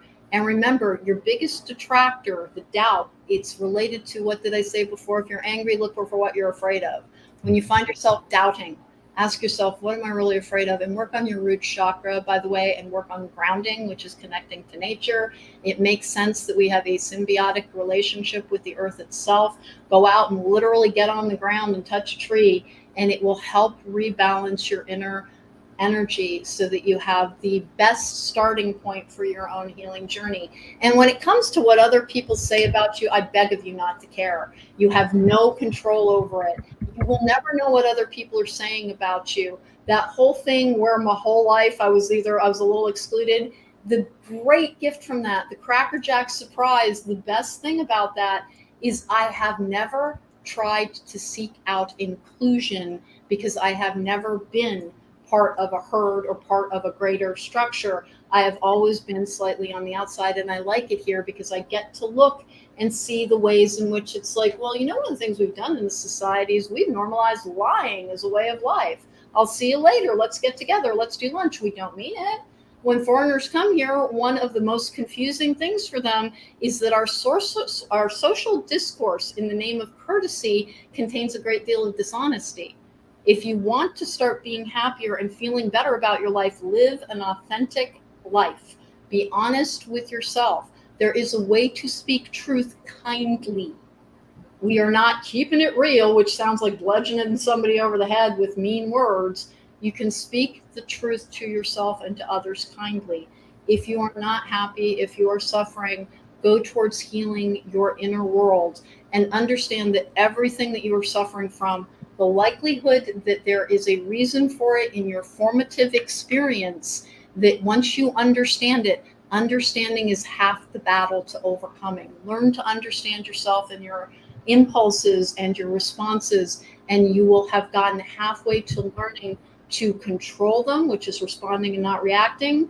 And when you learn about responding and not reacting, you have a lot of control and a lot of power and a lot of peace and a lot of resonance and a good connection to whatever it is that you consider source or the divine.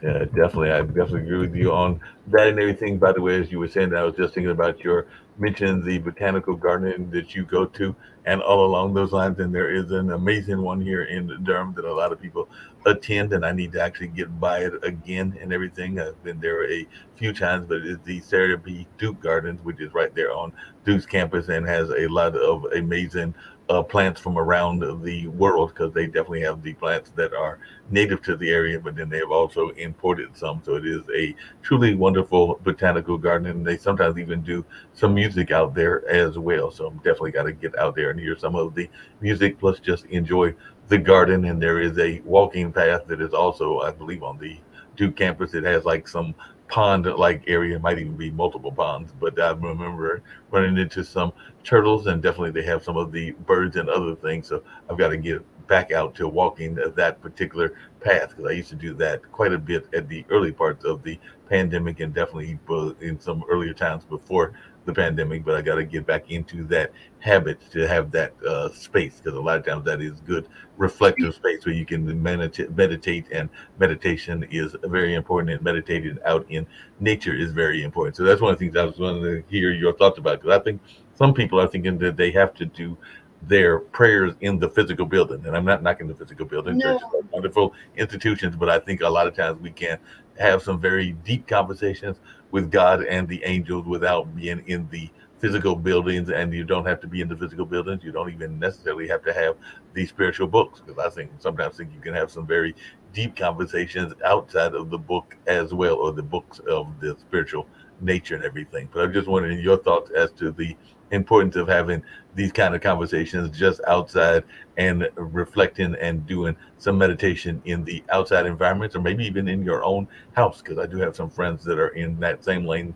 as you are with crystals, and they are very avid crystal users and have some very dynamic crystals in their own home and all in that space. But what is your thoughts around doing the prayer and the prayer connection either in your home or out in the nature?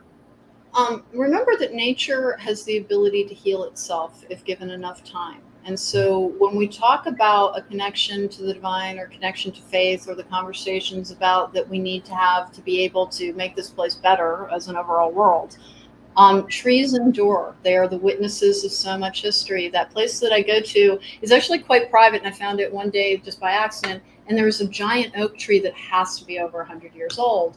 And I, before I leave, and by the way, try leaning against a tree when you're really stressed out, and simply ask the tree, "Take this from me," as you've got your spinal column pressed up against it. I swear you will start to feel more grounded and better. But I lean against the oak tree and I ask it to make me strong and to help me endure as the oaks do. And I always leave there feeling more energized, feeling more connected, and feeling like I can see essentially the beauty of this existence, because it does exist in nature. If you want to get closer to your divine space, to your own connection, go to a place that reminds you of what you truly believe is beautiful. And it's almost never man made. Now, churches quite frequently are, but go to a place where you can see the wonder of this world, which is so often contained in nature, and your troubles will seem less, and you will be able to breathe more deeply, which helps bring you into better energetic flow, which will connect you to your own intuition and into your own answers. And remember to try and get in touch with some form of nature at least once a day. If you do not live anywhere near a tree, or you're like, you know what, I live in a concrete jungle and there isn't a tree for miles, remember YouTube, which is my favorite free source for so many things. I go and I watch these winter walks in Stockholm, Sweden, where it's a first person point of view, because I don't see a lot of snow in Southern California. And so in the winter, I was watching these. It's called Walking Viking, is one of my favorite channels. And he's just walking around in the dark through the woods in Sweden, carrying his camera. And it's beautiful and it's restful and it's peaceful. The next best thing is a representation of that energy, because just like I can read people online, you do not need to be physically proximate to something in order to get the energy of it. We are more than our physical mass. There is a living energy that is not defined by geographic space and is not contained within geographic space. We just have to reach for it with our consciousness, and it reaches us. Nature is healing because it is self-repairing, and it grows and it flourishes and it adapts. It adapts to the circumstances around it, so it's incredibly resilient. No So it doubt is. about that. And one of the other things I was going to get to, and then, like I said, we'll wrap up in about 5 or 10 minutes and everything. But one of the other things I was going to get to is you kind of alluded to it earlier, but I'd love to hear your thoughts, because I sometimes think, we were talking about this in the earlier edition of the online dinner party, that we don't have enough connection to our childhood. And a lot of times we get caught up in the rat race and what is going on in the rat race, and we don't get that wonderment of childhood, and we let it not be developed as much as it should be. Because I personally think that we need to have childlike wonderment, even if we are fortunate enough to make it to 100 or 110 and everything. And definitely you need it as a adult, even if you're in your 30s, 40s, 50s, 60s, as I am, or a number of other spaces. But what is your thoughts about maintaining that inner child? Because I do think that sometimes folks are so busy worrying about their relationship status, maintaining their husband wife relationship if they are married, or boyfriend girlfriend if they're not married, worried about paying the bills, worried about all of the other rat race things that go on in our life, and we don't spend time to have fun. And sometimes you can have fun even in relationships, and just have fun in silliness, because you can even do some silly things together with your friends. And I don't know that we do enough of that, but I was just wondering your thoughts around that, and ways that you maintain that childhood wonderment in your own life. One of the things that we need to remember is that we are our best selves when we are children, Mhm. because hormones come in and they, desires and the ways that we are at the whim of like our lesser natures develop. Please remember that half of the answers that we have been told will bring us joy don't. Acquisition of things, it doesn't matter as much as we think it does. We're mostly held prisoner by our stuff, quite frankly, trying to pay for it, trying to maintain it, caring what other people think of us. And what I'm always telling my clients is, if you want to be happier, remember what you really liked doing when you were 9 years old, because that is just mature enough to have a sense of individual self and your own wants and needs.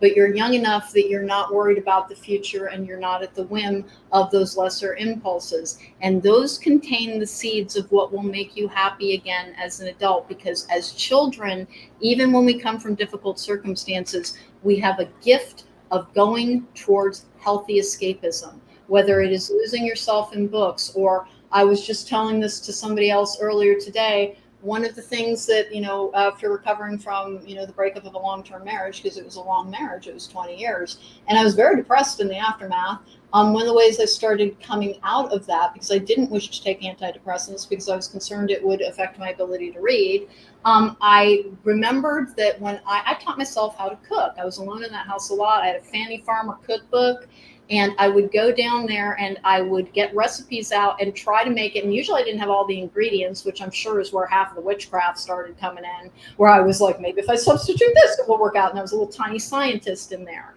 That cooking and teaching myself things were one of the healthiest forms of escapism that I had. And I did love going to camp and I did love being in the woods. So I was revisiting that. Look at your interests and who you were when you were 9 years old and what you liked, and find the adult version of that to find a healthy escapism. Because in adult life, we go towards destructive forms of escapism, quite frequently gossiping or drinking or drugs or acquisition of material goods that only fill the hole for a slight or a short period of time. And listen, I'm a Taurus. I love nice stuff. I'm not saying, rebuke all material goods and only you can only eat good if you're happy, if you renounce all possessions. Your possessions are fine, but find your connection to your joy, which is what you had when you were a child. If you love to read graphic novels or comic books or collect stamps, go back towards doing that again. You can do it in a more adult version, and it will reconnect you to the part of yourself that had hope, because that is what is often missing. Is that people, when you're 9 years old, you expect the whole world to change and your life to change and for everything to be possible. And when we're adults, we start to believe that isn't true. Find who you were when you were that person who effortlessly reached towards self entertainment and healthy escapism, and you will find your connection to the part of yourself that you miss the most, which is the part of yourself that believed, that had hope, that had faith, and that had the ability to let things go when they had passed, which is another skill that we lose as adults that we need to reacquire. No, I definitely agree with you on that and everything. As a matter of fact, one of the things I've been doing lately is sometimes you can find some amazing games even online. Because sometimes if I am needing to have a break from the work here at the Hayti Center, or some of the work that I'm doing in the live stream space, or even when I'm doing test grading, which I do for a testing company and all along those lines, I will lately over the last month or so grabbed some of these different games that are out there that are phone apps. So one of them is literally one of those solve it type puzzles. So it's basically you're being trying to figure out not so much who did it, but connecting the people and all along those lines. And then there are some like history lessons that are out there. That's one of them that I do that gives you a lot of spelling words, and you have to try to figure out the spelling words. I think it's called croptic or something like that. But then the historical clues are quite interesting because I think one of the clues I realized and found out, which I had not realized because thought I was following both DC and Marvel super comics and everything. But one of the clues was actually that um, if you go by the ownership of space and everything, technically, um, Batman is Superman's boss because he is a part owner of the Daily Planet, which I did not realize. Bruce That's Wayne true.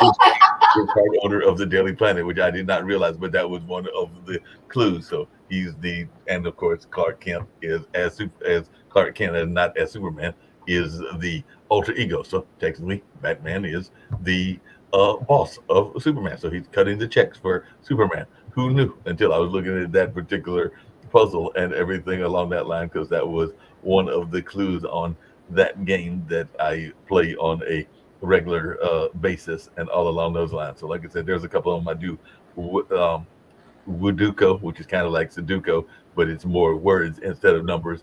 And that clue game is called Crostic. That's the name of it, though. It's Crostic. And then the one that I was trying to remember that is a kind of like a solve it type puzzle is one that is simply called Logic Puzzle. So it's like, um, so you might have this kind of dog, and the other person might have this uh, treat that goes with the dog, and you have to figure out the connections and all of that. And it's a logic solving kind of puzzle and everything, but it's kind of like a almost similar to Clue, but minus the crime element. And for me, and I was working out earlier. It's Star Trek. Right. I grew up watching Star Trek. I loved science fiction. I was a weird little kid. I loved history and science fiction, and I still do.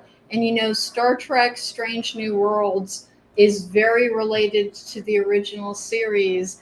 And just watching that, it is so much fun. And my son and I still talk about science fiction as well. Remember the things that lit you up when you were a kid and find where they are now and find them, and you'll find yourself, and you found your ability to No, play.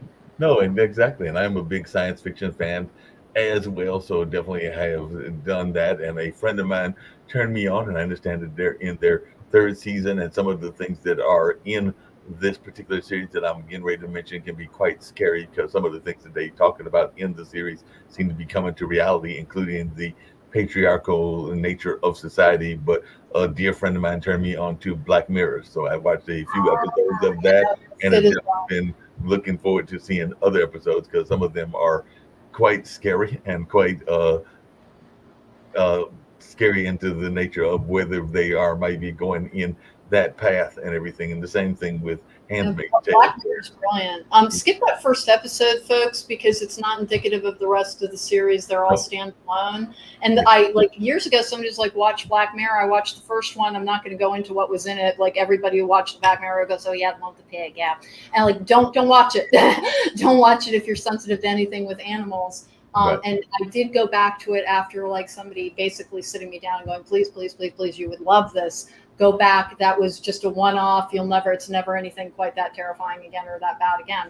Yeah, And I did. And it is, remember, science fiction, things like the Twilight Zone, that was the way that people approached our societal ills that addressed things like racism and inclusion.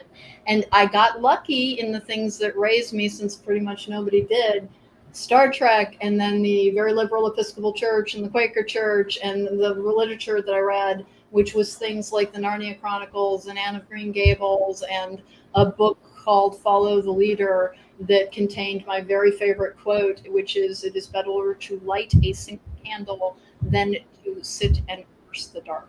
Well, it's interesting you mentioned the Narnia Chronicles because I went to a Jesuit university, and until recently, I'll be perfectly candid, probably in the last week or two, I did not realize until recently that the Narnia Chronicles was tied into C.S. Lewis because that's one of the books that I read was The Screwtape Oh, Letters and all in that space, and definitely I found him to be some degrees overly conservative. I'm not saying all of his views were, but oh I had no, forgotten that he's a product of his time. He's a product of his time. There is a famous story that J.R. Tolkien and they. C.S. Lewis were very good friends, and Tolkien was actually an atheist until he had a conversation with C.S. Lewis, and he emerged on from it and the other side believing. And a friend of mine who's not a believer, she's like, I would love to have been a fly on the wall. What did he say? And I'm like, we all want to know, don't we? But C.S. Lewis managed to take someone from atheism to belief. And do I agree with C.S. Lewis? No, it's outdated stuff. It's very patriarchal. It's very gendered. But his heart was in the right place, and he was trying to do a good thing. You And know, one of the good things about progressive works is they are supposed to look dated when we're looking back at them because they accomplished what they set out to do. speaking of things that are dated and everything, have you ever watched or because that's another series that friends of mine have said they've scared them, but that is Handmaid's Tales because some people are afraid that we are moving more toward that than we would like to because there may be some forces out there that are trying to subject the what some people would call the fair sex. I think in a lot of ways women are even stronger, and that's because I have strong women leaders in my life, including my mom and others, including some that have passed on and all in that space. Mom is still very active and still very much around. But I was just wondering, have you watched that? And is that a fear that you have? Because some people are afraid that we may be having some forces out there that are wanting to suppress even further the women voice and the women attitude. Um, this is part of the reason that I do the work that I do is to try and help women get in touch with their own personal power. And whereas I no longer watch the Handmaid Tale series, the Handmaid Tale by Margaret Atwood is actually one of my favorite books. And like that's saying something because it's a big long list of like how did that get into the top five. I thought it was one of the most brilliant things I had ever read. I read it when I was about 23 years old. And I think we are very obviously courting some of the problems that are from that, including poisoning the atmosphere, because that is what happened in the book, The Handmaid's Tale, and actually, I believe in the series as well, is that, basically toxic waste dumps poison the land, cause fertility to drop. There are all of these problems that we are seeing enacted out. Um, but we have the power to change that if we choose. We can always course correct. We can always choose to be better and stop trying to get everything done through our political structures because they're in it to hold on to power and they're at loggerheads all the darn time. They never make any progress. They're engaged in like an eternal arm wrestling match. Start working with one another. And, women being considered, weaker or fairer, I don't agree with it. And I think that is part of the patriarchal agenda of organized religions. I think people are challenged no matter what gender they are, and that some of us rise to those challenges and some of us are given more challenges, and some people are beaten down by them and discarded by society and never even stand a chance. But I don't think it breaks down around long gendered lines. I think socioeconomic standards and the generational poverty that is frequently brought about by racist policies that carries forward poverty in generation after generation defines more than anything. I think the labels that we put onto people to define them, sometimes we can take a hold of them too much and think they apply to us. They don't if you decide to discard them. Be an individual, make up your own mind, embrace your own power, and know that if you want to see the world be a better place, the way to start doing that is change something for the better in your own life. Start healing yourself so that you can become the mighty, powerful version of yourself, and remember that you too have a voice and you too have a purpose. Go towards it and find it and work with others and stop looking to our corrupt and crumbling and diluted in some ways power structures to get the job done because they're mostly about capitalism and making money.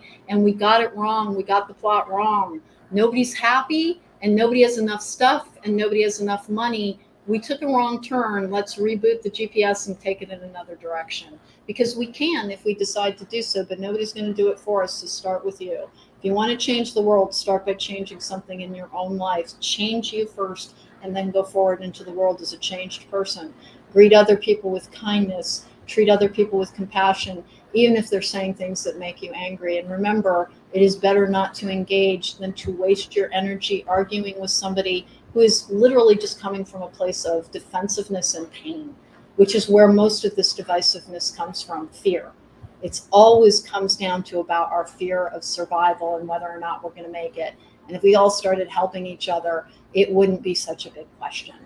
Nope, I Because definitely agree with you. Well, this has been a thoroughly enjoyable conversation. I know we were going to have you on this afternoon, but we had the time difference kind of conflict there and everything. But I nice. thoroughly, I messed up. I messed up. I didn't check the time zone and I'm in a no different. problem. I'll take the blame as well. But I've thoroughly enjoyed the conversation. I'm going to give you the full screen. And if you want to tell folks how they can reach you and also any message of positivity or hope that you want to give to the audience, because that is something I try to do with all my guests, because I am definitely one that believes that as many messages of positivity and hope that we can get to make this a better world, that is something that I try to do on a regular basis. So any ways that folks can get in touch with you and any message of positivity or hope that you have to share, and then I'll come back and wrap up the entire show. But definitely, I would love to hear those two things: how they can reach you, and any message of positivity and hope.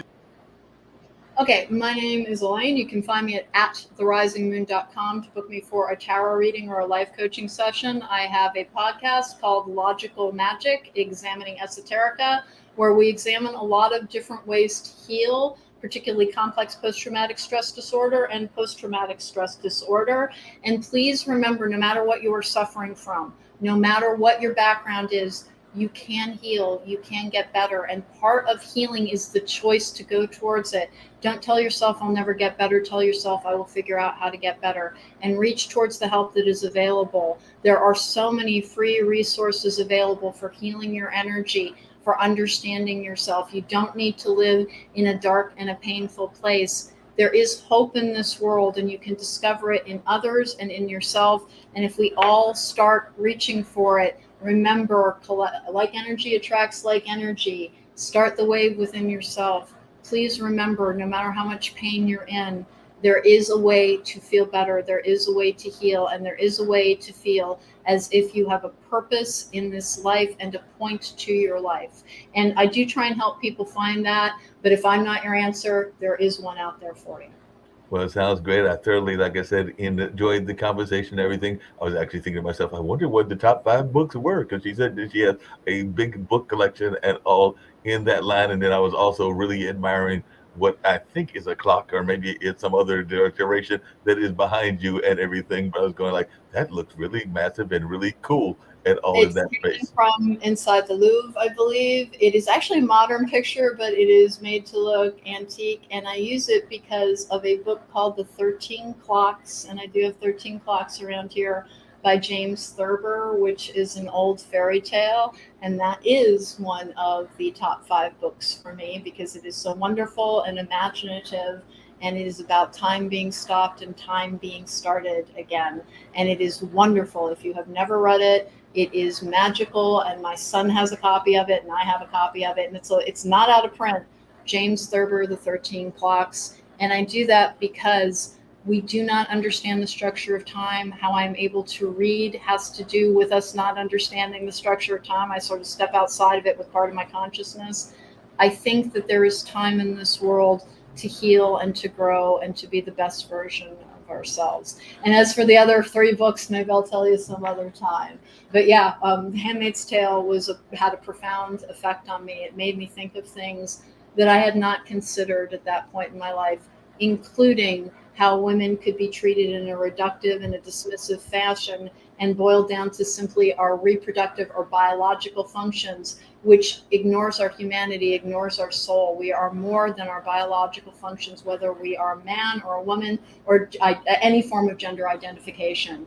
We are more than our biology. You have a unique and a human soul that can be connected to your divine source to guide you towards your best experience in this No, life. I definitely agree with you on that. And you mentioned something else that I have definitely been a believer in. Some people call it like woo woo kind of thoughts, but I've actually seen it work. So I'm going to continue to believe in it. But there have been times that I have been in negative environments, and I've been in deja vu settings and everything. So I have been one of those people that if I feel that threat or feel that energy, will change the nature of something as well. It might be something as simple as moving a book or moving a salt shaker, but it's so far. Maybe it's just my own mentality and my own belief system, but it works for me. So I do know that sometimes if I have felt that it was something that was negative or it had gave me a negative feeling, it might just be something as simple as me looking around when I'm in my apartment and going like, I don't remember that salt shaker being there, so I think I'll move it to the right if it was on to the left, and it gives me a sense of comfort. So, like I said, it might be some people might say that that is very mystical and very nonsensical, but it works for me, and it doesn't have to work for them and everything. But that's just my thoughts around it. Cool. Well, I definitely hope she'll make a return trip. I hope you've enjoyed the conversation as much as I have. I'm going to bring up a gentleman from Oklahoma, and this is actually from his award that he did in 2020. But he honors the teachers, but he also honors some of the behind the scenes staff as well. So he obviously honors not just the teachers, but the janitors and the support staff. So I think the one for this year will be coming up in August, but they do this annually, and I think they've been now doing it for a few years. But it started in Oklahoma and is now going to be going to other cities and states as well. So this is one of the commercials that he's got about that particular event. And then I might have a friend's fiscal company that he has, and maybe a young lady's food company in the snack realm, and all in that space that'll get us on out of here. But like I said, I've thoroughly enjoyed this conversation, and I hope that we will run across each other on another time as well. And I hope that you'll make a return trip on another day, on another episode, whether it be at 4 or a special edition like we did today at 7, or whether it's even on some of our morning shows, which I know are even higher morning for you. Speaking of irony and everything, and I'll end on this note, I have been inviting a now new friend in that was the mayor of one of the smaller towns outside of Los Angeles, Debbie Peterson, and she's been on a couple of our shows. And like I said, she's in California, and that show airs at 10 o'clock. But she was at a meeting today, but she told me she'd be on the show. She was at a meeting today, and so she was coming in from Hawaii, which means it was actually 4 o'clock when she was coming in at 10 o'clock. So she wanted to be on the show so much and enjoyed the conversations that we have about news and other things on the World Edition, that, as she reminded us, she was not joining us at 7, which is what I think she was joining us at, because she was actually joining us at 4, because I want to say she was either in Honolulu or one of the other cities there in Hawaii. So definitely she took some time out, and it was at a whole different hour than even I was expecting when she mentioned that to us earlier on today. Well, thank you so much for having me. It was a delight to speak with you, and I wish you so well in everything that you're doing, Mark. And I would love to come back at any point. God knows I can talk for pretty much ever. No problem. I enjoyed the conversation, and you would fit in with quite a few of the other talkers as well. So, like I said, sometimes it's a one-on-one, as we've done here today. Sometimes it is multiple guests. I think the most I've ever had has been 7 or 8, but usually it's somewhere between 3 and 4, and we just go back and forth like we've been doing, and learning about each other and finding commonalities and common grounds, even sometimes when they aren't of the same political spectrum or even the same social justice spectrum either. But it's oftentimes good just to hear different insights, whether you agree or disagree with the people, because I'm one that believes that education is us talking to each other and learning from each other. And in some cases, we may wind up being like who you just mentioned, Tolkien and C.S. Lewis. We may wind up changing each other's viewpoints, or we may just agree to disagree as well. So both things can happen in those conversations. But who knows, somebody may listen to one of your conversations and be like, hey, I need to get more into my magic that I wasn't doing, and all in that space. So that's just my thoughts on that. So I hope that you'll stick around and watch these commercials, but we're getting ready to get on out of here. I'm actually going to get out of the building because the theater group has left as well. So that's actually what I was going off to the side to find out how many they had. So get ready to get to my home front as well. But definitely, it's been fun talking to you, and hopefully I'll get a chance to talk to you again online, and who knows, maybe even in person one of these days as well. So looking forward to having some more great conversations with you. All right. Yeah, yeah. It's non-stop. I won't fold, I won't drop until we on top. Only going non-stop, non-stop. I won't fold, I won't drop. want to thank everyone for coming to the 2020 TAF Awards. This was a show like no other, people. This is the Grammys for dignitaries, educators, and support staff around the state of Oklahoma and worldwide. We cannot do this without the support of the people.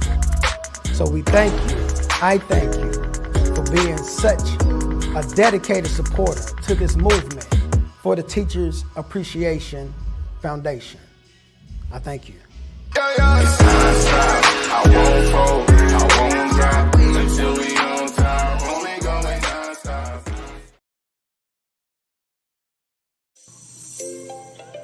Are you looking for money-saving strategies for your business and personal finances? Are you tired of working hard every day with little or nothing to show for it? Contact Prosperity Financial Services, LLC right now for your free financial consultation. Call now to reserve yours today. 804-349-8600. 804-349-8600.